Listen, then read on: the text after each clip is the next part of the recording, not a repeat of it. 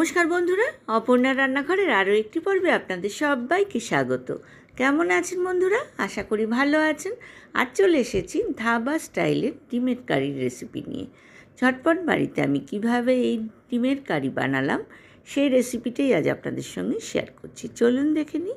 তার জন্য প্রথমে আমি ডিমগুলোকে সেদ্ধ করে নিচ্ছি। তারপর ডিমগুলোকে প্রথমে ঠান্ডা করে নেব।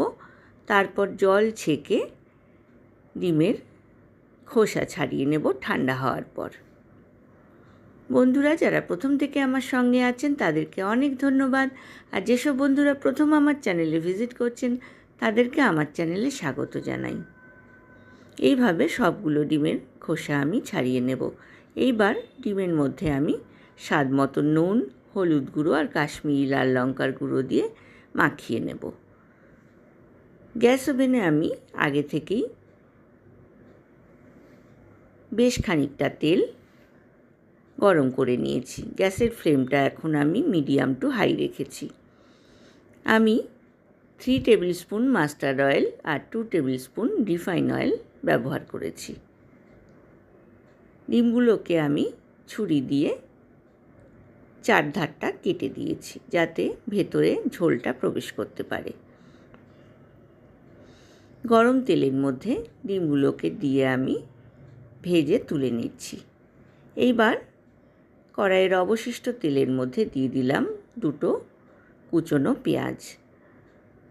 দিয়ে দেব 1 চিমটে নুন যাতে পেঁয়াজটা তাড়াতাড়ি নরম হয়ে যায়। পেঁয়াজে লালচে রং ধরলে তারপর আমি একে একে মশলাগুলো অ্যাড করব।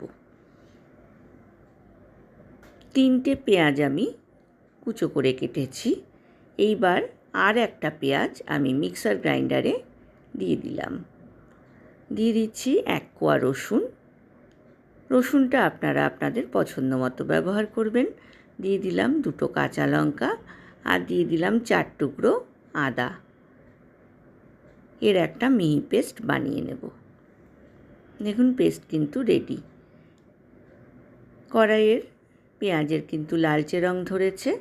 আমি এখানে 4 টেবিল স্পুন পেস্ট ব্যবহার করলাম। খুব ভালো করে কষে নেব। 1.5 খানা টমেটো আমি বীজ ছাড়িয়ে মিক্সার গ্রাইন্ডারে পেস্ট করে রেখেছিলাম, সেটা আমি কড়াইয়ের মধ্যে দিয়ে খুব ভালো করে কষে নিচ্ছি। এইবার কড়াইতে দিয়ে দেব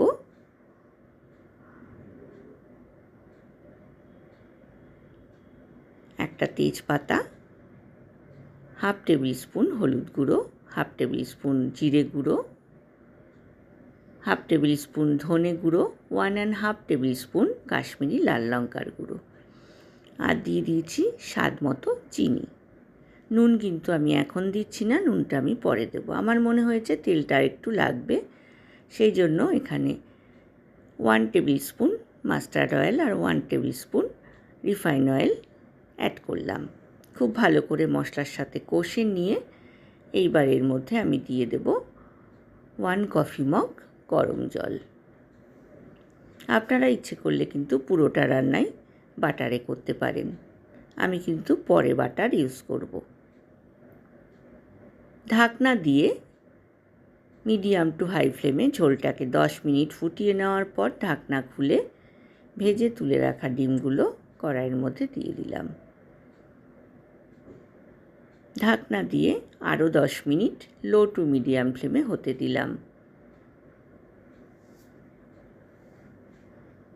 আবারও ঢাকনা দিয়ে আরও 5 মিনিট হতে দিলাম। এইবার ঢাকনা খুলে আমি দিয়ে দিলাম 1/2 টেবিল স্পুন গরম মশলা বাটা, এলাচ, দারচিনি আর লবঙ্গ বাটা।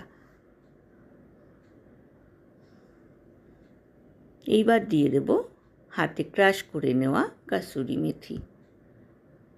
কাসুরি মেথি দেওয়ার পর আমি খুব ভালো করে মিক্স করে নিলাম।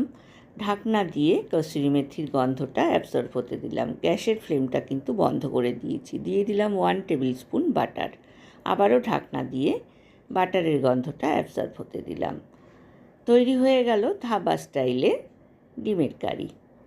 আমি এবার সার্ভিং বোলে সার্ভ করে দিচ্ছি বন্ধুরা। গরম গরম ধাবা স্টাইলের ডিমের কারি। আশা করি আজকের রেসিপিটা আপনাদের ভালো লেগেছে। ভালো লাগলে লাইক, কমেন্ট, শেয়ার করতে কিন্তু ভুলবেন না। পাশে থাকা বেল আইকনটা প্রেস করবেন, তাহলে আমার নতুন নতুন রান্নার নোটিফিকেশান বা আপডেট কিন্তু আপনার কাছে প্রথম পৌঁছবে। আজ এ পর্যন্তই বন্ধুরা, দেখা হবে আবার নতুন রেসিপি নিয়ে। ভালো থাকবেন, সুস্থ থাকবেন, ধন্যবাদ।